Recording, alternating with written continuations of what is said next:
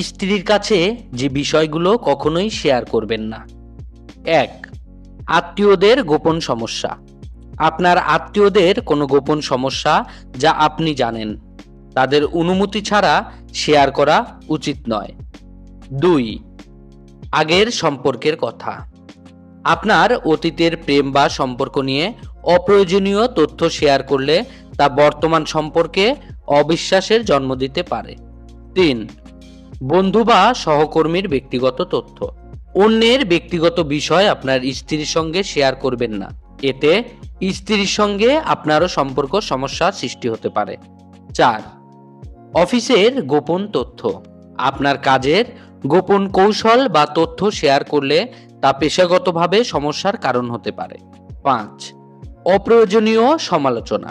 পরিবারের, বন্ধু বান্ধবের বা পছন্দের কোনো বিষয়ের অতিরিক্ত সমালোচনা করবেন না।